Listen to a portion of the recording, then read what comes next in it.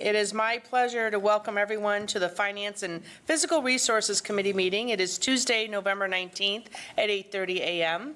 I'd like to welcome my fellow commissioners, staff, and guests we have today in the audience. Thank you so much for taking your time to come to our Finance and Physical Resources Committee meeting. With that, I'm going to open up public comment. Is there any public that would like to address the Finance and Physical Resources Committee this morning? Okay, seeing none, we will close public comment. Will take us to the consent agenda. Is there a motion to approve the consent agenda? So moved. Support. Okay, moved and supported. Anything have to be pulled? Okay, seeing none, all those in favor, please say aye. Aye. Opposed, same sign. The motion passes. That brings us to item number 3 from the Administrator's Office. Wayman. Yes, this is a request to recommend to the Board of Commissioners to authorize the board chair or designee to sign the Michigan Indigent Defense Commission grant and approve grant extensions, amendments, and increases up to 15% of the original award. In 2013, the Michigan Indigent Defense Commission Act was passed, which requires trial courts and their associated funding units throughout the state to ensure indigent defendants in criminal actions have a constitutionally required level of legal defense. The Michigan the MIDC Act requires the state to provide funding for required activities which comply with newly defined indigent defense standards and exceed a funding unit's historic indigent defense spending during a previous 3-year period.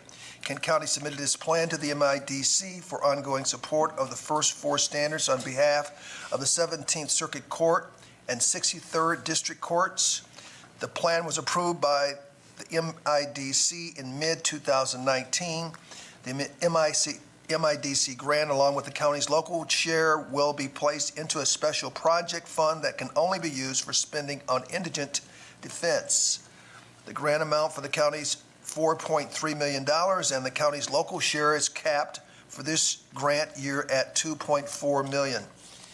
The grant period is from October 1, 2019 to September 30, 2020. The grant agreement will be reviewed and approved as to form by corporate counsel prior to submission for signature.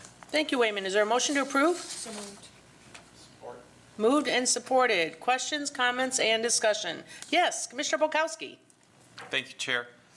Question concerning the timing of the payment and which budget this is in. I assume it was either in the 19 or the 20 budget, or a little bit of both? And let's have Craig Paul, who's been spearheading our effort to answer all the questions related to this. He can handle Good morning. So this grant runs on the state fiscal cycle, okay, and so the indigent defense budget actually is among the 10-1 budgets that were approved earlier. Okay. Okay, and this is a disbursement grant, so we get it in 3 different portions over the course of the October through September grant period. Go ahead. So from a cash flow perspective, are we fronting payments into this special fund and the state reimburses? We've started fronting just because of a timing issue, but we get, once we sign the grant agreement, we'll get 50% of the grant dispersed, and then we'll get 25% and then 25%. So it's actually a disbursement grant and not a reimbursement grant. Okay, and then it's in the 2020 budget, but the 10-1 budgets we've approved. Correct. Correct. All right, thank you. Okay, anyone else? All right, seeing none, all those in favor, please say aye. Aye. Opposed, same sign. The motion passes. That brings us to item number 4 from the Department of Health and Human Services. Wayman? Yes, this is a request to the Board of Commissioners to allocate $397,000 in funding for human services programs and recommended, as recommended by the Department of Health and Human Services Board. The Board of Commissioners annually appropriates funds to the Department of Health and Human Services through an open request for proposals process. Funds are rewarded by the DHHS Board following a review of the proposals submitted by various community or social service agencies. Programs and services included in the current unmet needs category are those agencies and programs that annually receive assistance due to an absence of other funding sources, their ability to leverage significant other resources, or are in support of a cooperative effort of multiple funding sources. The 2020 recommendation includes $397,000 to fund 16 programs for current unmet needs. Is there a motion to approve? Okay, moved and supported. Questions, comments, and discussion? Yes, Commissioner Morgan? Yes, thanks, Madam Chair. Like every year, I just have to mention this is a program that comes out of our general fund. It's something we do that's special. It's something we've been doing for a long time. And I'm sure that even when we had some tough financial times in Kent County that I remember, we were able to do this program. So, Right, we're unique in Kent County, and the program has been in existence way before I arrived, and the board had saw to it, had wisdom then, and still does now.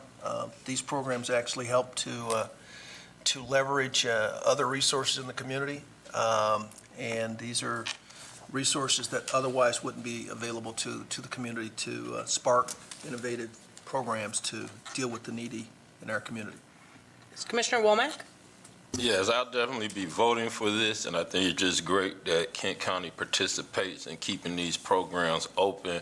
I had a small community meeting, and we brought this up to see how many of these 15 programs that about 20 members of the community knew about, and they knew about half of them.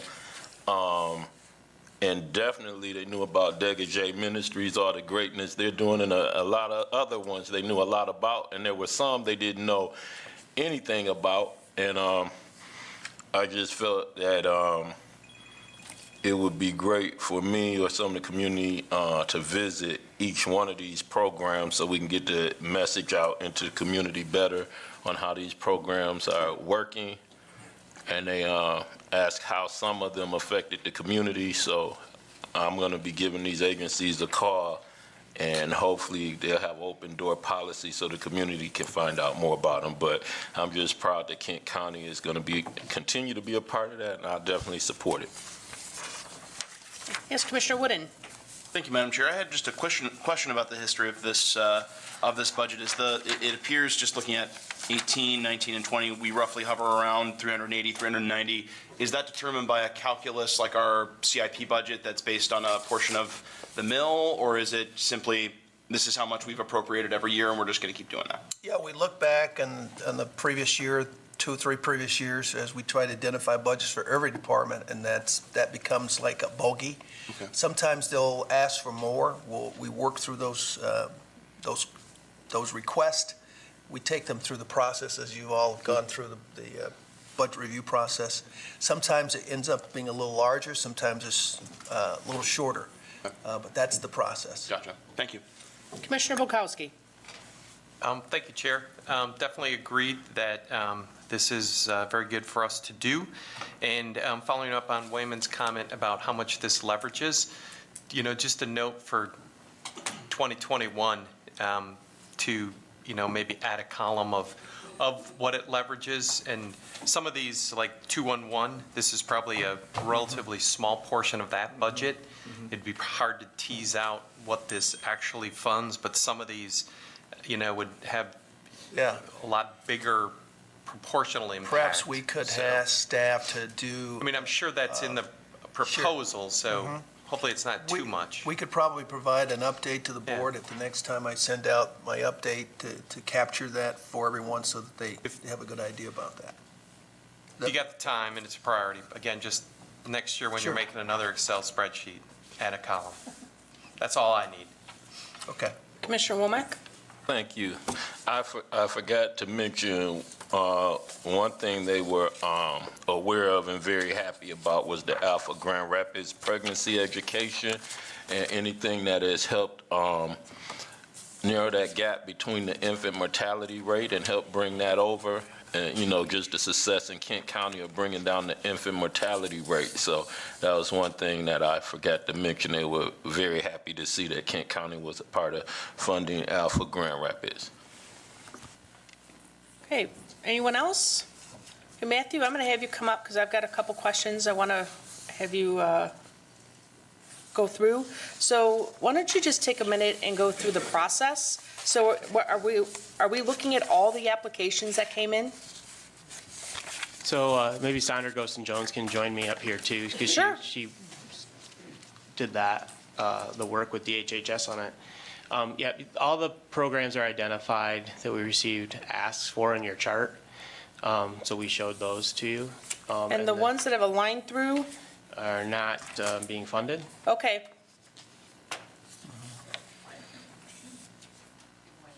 Either not being funded or they did not request funds this year.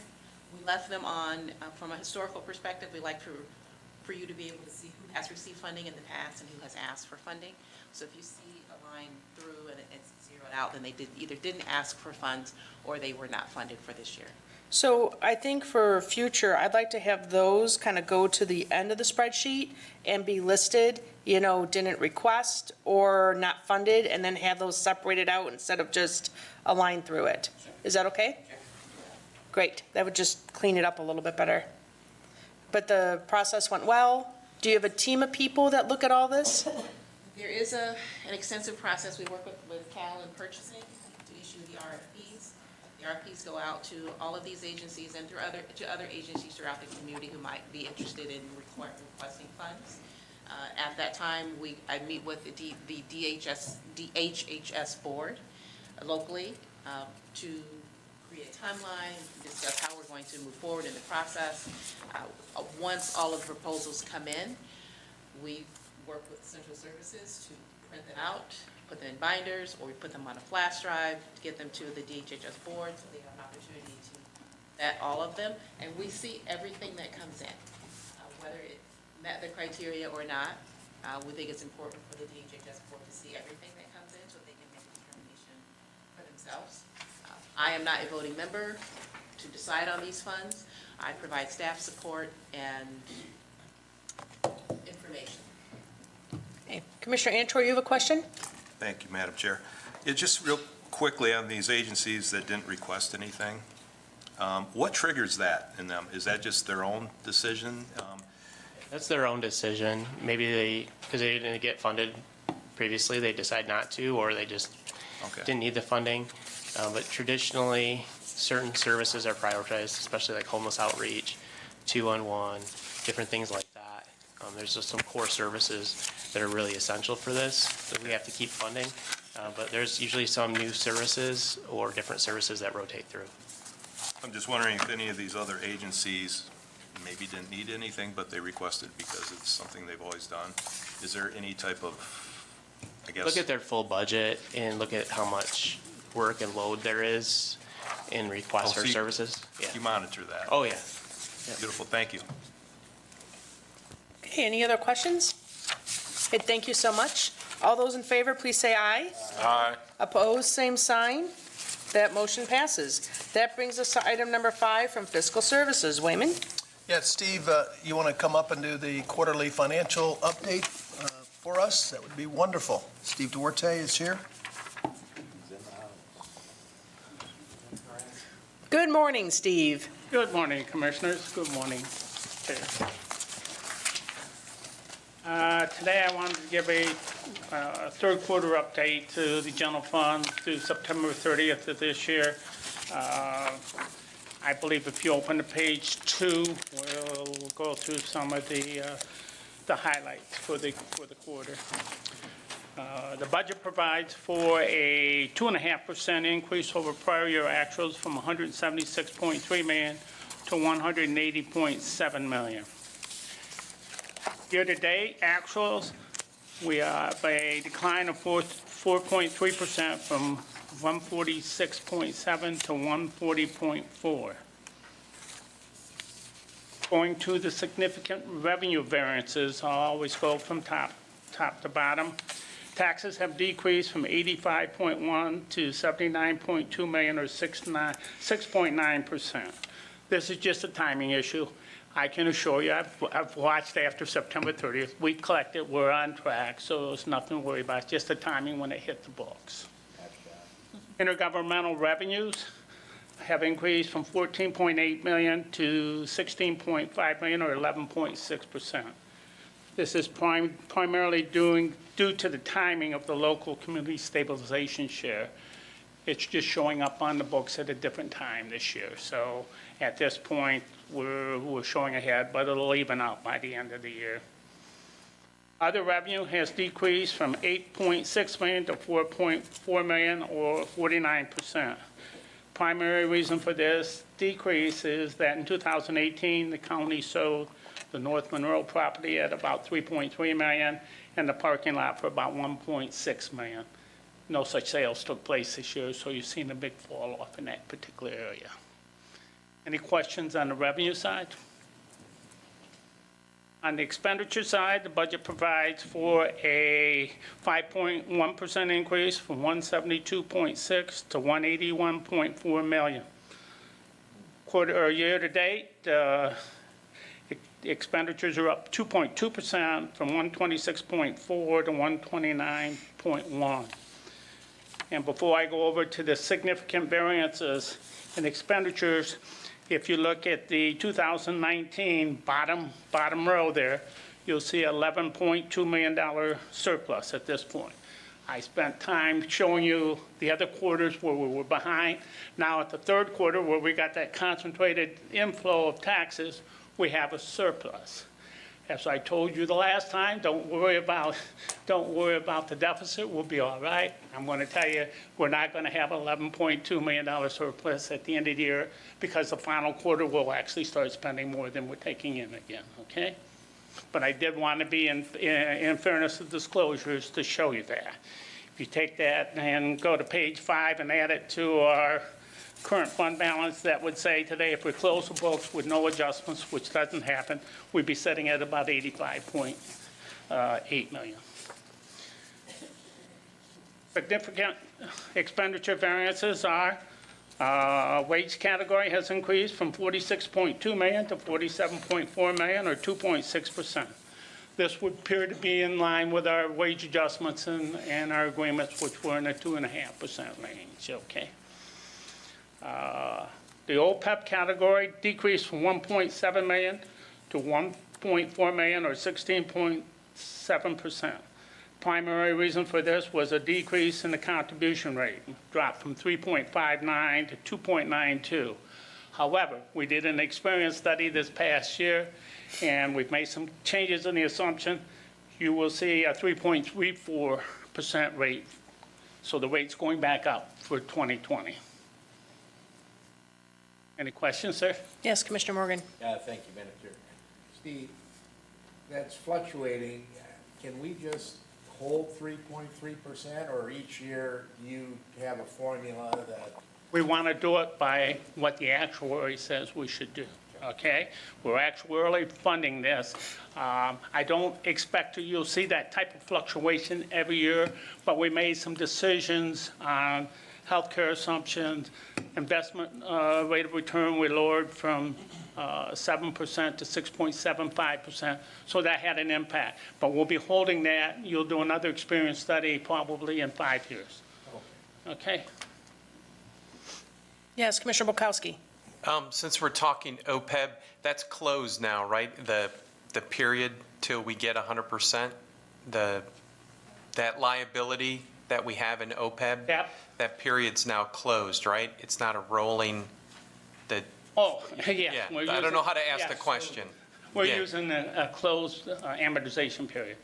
And I believe we're now down to 21 years, I think, because we started at 23, we'll keep going down. At some point, you have to reevaluate it, because you keep doing that, you have to take a look at the liability, sometimes you readjust it, but right now it's closed and going down, and we're complying with everything that state expects us to do with their new reporting requirements. Okay? In fact, we're a little bit ahead of the game. The other employee benefits category increased from 1.8 million to 2.0 million, or 10.7%. Primary reason for this change is an increase in dental rates to maintain operating capital in the insurance fund. Okay, we self-fund, sometimes we hit it right on, we set rate, sometimes we hit it right on, sometimes we don't. We have an actuarial model that says this is how much money we should have set aside. We're a little on the light side this time, so we have to increase the rate internally. It's a county rate.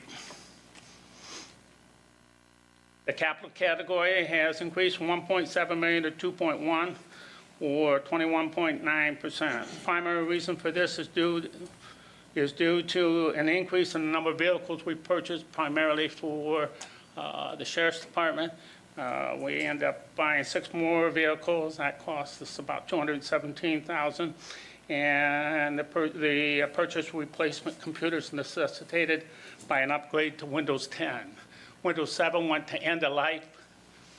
We have been buying licenses to upgrade to 10, but there are some machines that are physically can't be upgraded and run 10. So we made some mass purchases, or not mass purchases, but large purchases, larger than I would expect, to get those old machines out the door.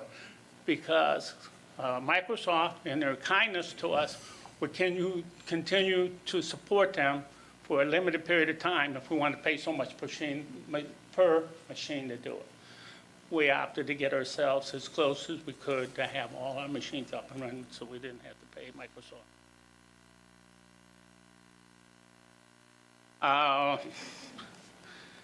And that probably is about $178,000 that we had to invest in that, okay? Any questions on the expenditures? If not, let's turn to page 6 and 7 and take a look at the cash flow. Page 6, if you look at next to the last row, total available to meet general fund cash flow requirements is dropped from $83.8 million to $80.3 million. It's about a $3.5 million drop year over year. That varies from year to year. Nothing that concerns me at this point. Cash reserves expressed in days of coverage, we're down from 119 days to about 112 days. Still adequate in my book for where we're at. Just to give you kind of a magnitude, we spend, if you divide by 365, we spend about $700,000 a day. So we have strong cash flow needs. If you look to page 7, we depict this graphically. The red line shows the 2019 available to meet cash flow requirements. As you can see, we're in that period.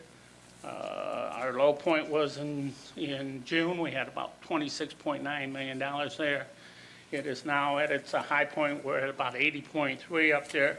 And over the last quarter, as I said, we'll spend more than we take in, and you see it will drop down. I expect the red line will probably end up somewhere between 17 and 18. That shape of that line doesn't change much. It may move up and down a little bit, but it's a pattern for which we use for our business. Any questions on that? Yes, Commissioner Antor. Morning, Steve. Morning, sir.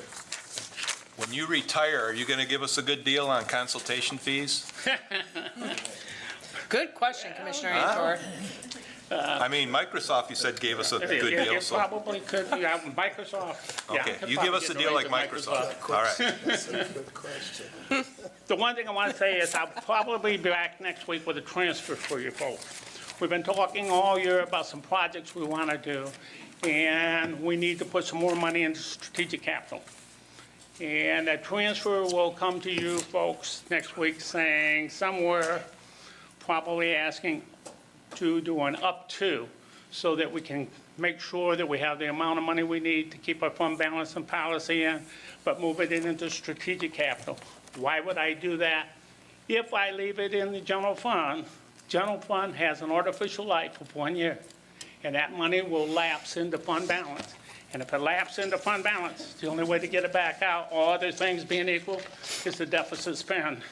I assume in an election year, you guys don't want a deficit, and it's just not something we want to have anyway. I mean, I make a joke of that, but I funny. think we don't want to do that. That's just not funny, We Steve. can move, Yeah, This is not funny. we move it into the capital projects fund, then that's a life to date till the projects are done. If we put it in strategic capital, I really see that as a holding account for you. And then as we get the dollar amounts that we want to spend on the individual projects, for instance, if we decide to do the north substation, we'll come in and say, okay, north substation costs 10 million, make up a number. We'll move strategic capital money into the specific project called north substation and run it from there. We will move no money out of the strategic capital without a vote of this board. Ever since we set it up, there's never been any money moved out of that without bringing it back to the board. Yes, Commissioner Morgan. Morning, Steve. But the advantage to the strategic capital fund is it can lapse over years, right? Well, the strategic capital Carries over fund, years, not lapses, but, strategic capital fund, or isn't a fund, it's a line item within the capital projects fund, okay? And that, in the capital projects fund, you can keep that budget alive until the project's completed. right. Okay, we don't want to keep the money too long in strategic capital because you're not moving towards completing a project, your auditors will give you a problem. But we've only built that number up to last 2.5 years. But now it's time to come back to you with specific projects and move it out and start get the construction going. Okay, thanks. Yes, Commissioner Bukowski. Yes, so as was noted, this could be one of your last times before us. Probably the thing that I've liked least about you is that you hate telling us the future. You like giving us certainty of today. So to make you uncomfortable, what do you think our fund balance at the end of the fiscal year could be, and then what that transfer up to could be? Or do you just want to keep us in suspense? No, I think, to get me crystal ball out. I'm going to say you're going to have to let fund balance grow a couple million to stay in conformance with your policy. So I would expect something in that range, okay?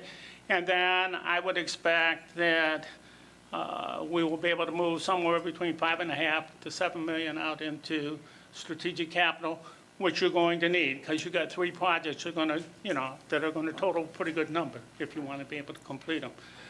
Certainly, we want to be able to complete our number 1 priority, but I'm hopefully we'll be able to do all 3. Yes, Commissioner Wooden. Thank you, Madam Chair. By saying complete all 3, are you saying we'll be able to complete all 3 purely through the transfer to strategic capital, or a combination of strategic capital and bonding? I'm sorry, I didn't catch that. Forgive me. I was asking by moving the 5.5 to 7.5 million to strategic capital, that means that we'd be able to fund all 3 of these projects purely with cash and not necessarily have to bond out for them, or do you expect a combination of the 2? That part, I gotta tell you, I can't guarantee. Okay, yeah. We stand with about 8.8. We got about a little over 3 million budgeted next year to go in there, plus what I'm talking about now. So I'm confident we can do 2. I'm hopeful we can do 3. Okay, thank you. All right. Okay, anyone else? Got it. Yes, Commissioner Wooden. I just wanted to note and thank Mr. Duarte for what could be his last financial report, but just wanted to note that when you mentioned deficit, you increased the chances of the good commissioner from Grand Rapids getting on his soapbox again. So for those of us who have to get to work after this, I humbly ask that you avoid getting him on his soapbox in the future. But thank you again. All those words that trigger. Okay, anyone else? So you are with us with your current arrangement until December 31st, is that correct? I missed that. You're with us till December 31st? Yes. Yes. Yes. Okay, 2021. right. Great. Well, thank you, Steve. You're welcome. You're welcome. All right, let me go back to our agenda here. That was a very informative financial status report. Let's go to item number 6, miscellaneous. Is there any Commissioner miscellaneous this morning? Yes, Commissioner Bukowski. I didn't pull it out of consent. I wanted to thank Wayman for giving us the meal pattern, which I assume relates to the milk meal grant. I think we had questions last year about who defines nutrition and all of that. So thank you for giving that information to us. You're welcome. Okay, anyone else for miscellaneous this morning? Yes, Commissioner Wooden. Thank you, Madam Chair. I just wanted to extend my sympathies to Sheriff LaJoy Young and her family, given last week's tragedy, and please hope that she knows that I and my family are praying for her. I'm sure many of your families are as well, and just wanted to extend my sympathies. Commissioner Morgan? I just didn't want to jump on your miscellaneous, so you're going to welcome Jeff Doe, then I'll just. Yeah. Okay, great. Okay. Anyone else for miscellaneous? Believe our administrator has a miscellaneous item? Yes, the announcement about Jeff Doe occurred a couple of weeks ago, 3 weeks ago, and he's here today. Jeff, you want to stand up and introduce, I want to come on up to the podium, if everybody get a chance to see Jeff. He will be coming on board. He started yesterday and working right now with Steve, getting to know the organization, and so this is our new Fiscal Services Director, Deja vu all over. Jeff Doe. Yeah, Roger and I have known each other a little while, so, yeah. Well, Jeff, we do this with everyone who replaces Steve, so just know that it's, yeah. So this is the process. Welcome. Thank you. Appreciate it. Why don't you take a few minutes and share what you'd like to share with us and a Yeah, little just- background? A little background, yeah, sure. I'm from West Michigan. I grew up in Hudsonville. I've lived in Rockford for about 24 years now. I worked in local government for about 21 now, this going on 22. Started at Cedar Springs and then to Rockford and then to East Grand Rapids and most recently at the City of Grand Rapids. Same complex right next door, so I'm very excited to be here. I'm married and I have 3 daughters, all in college, so they're very expensive. But, yeah. And how do you pronounce my name, Commissioner Womack? On the African Festival Committee that he's on, we pronounce it Jeff Dude. Then in City Hall, we say Jeff Doe. Hey, I'm going to enjoy continuing to work with you, and this is just a great guy. Not only can he get the numbers right, he's very good at communicating with people and breaking it down in layman terms for the community, and he's accessible to the community. They know him. I think it's a great hire for Kent County. So do you like New York? Sorry? Do you like New York? Because eventually you have to go to New York. Oh, New York, yes. Do you like New York? I've never been, so. Well, there you New go. experience, yes. It's all right for like 3 days. All right, anyone else? Yes, Commissioner Wooden. One is someone who lived in New York for 11 years. It's better for them for 3 days, but hope you enjoy it. But also, as the other guy with 2 O's in his name who has his last name mispronounced several times, I can just extend my sympathies. And but welcome aboard, and excited to have you here. Okay, anyone else? Yes, Commissioner Sparks. Welcome. Okay, that sums it up nicely. Thank you so much. With that, we are adjourned. Our next meeting date is December 3rd.